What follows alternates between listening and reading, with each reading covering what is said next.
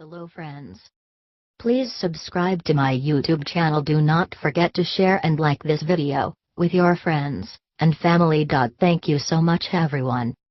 Invercargill City Council lights in New Zealand first, supplier. Invercargill City Council ratepayers should lighten up about the $250,000 spent on lights this year, the lights supplier says. One city councillor says the lights were not a bright idea, and the cost to ratepayers too high. However, Flexilight owner Mark Williams says no city in New Zealand will look as good as Invercargill this Christmas.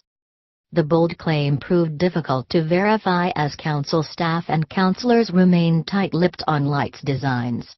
Photos provided show large and detailed lights over city streets.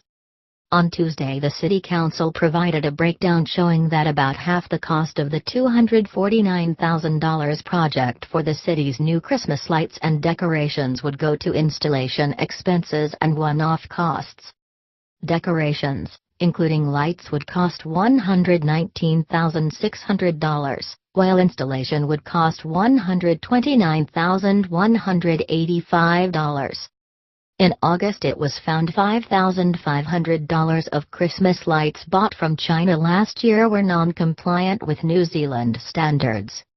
Last year, after a staff shopping trip to China for lights, Williams noted it was difficult to get safety-approved lights from China. At the time, Williams said the council risked buying unsuitable lights by buying on the cheap.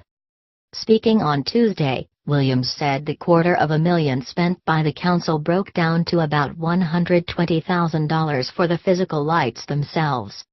What Invercargill has done is they've done a New Zealand first. It's not just Christmas lights and a few trees, it's something that Invercargill is going to be really proud of, he said.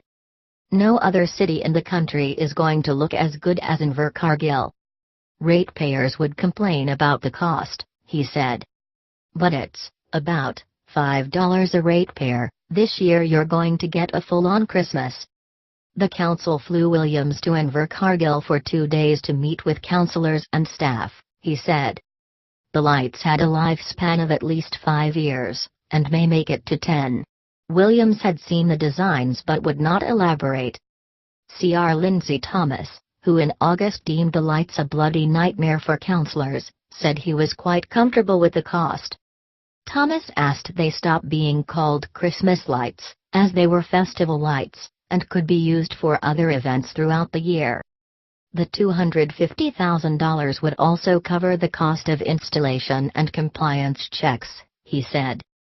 Cr. Leslie Soper said the $250,000 came as a surprise, and seemed completely out of proportion.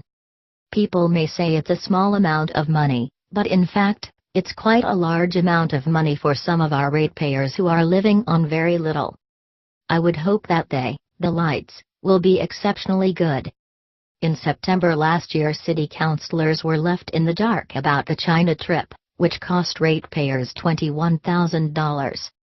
Asked if she desired more control over staff trips and decision-making, Soper said she hoped councillors would have more say in future. Invercargill resident Bruce Ballantyne said he was not bothered by the sum. It showed the council had some community spirit, he said. It's good, but beauty is in the eye of the beholder. What looks good to me may look absolutely ridiculous to someone else. Ballantyne didn't see any Christmas lights in the city in December last year. Houses had more than what the council provided. Riverton resident Aaron Ashton said he thought the $250,000 on lights would brighten the place up. Tamaru had those god-forsaken Christmas lights, they just look depressing.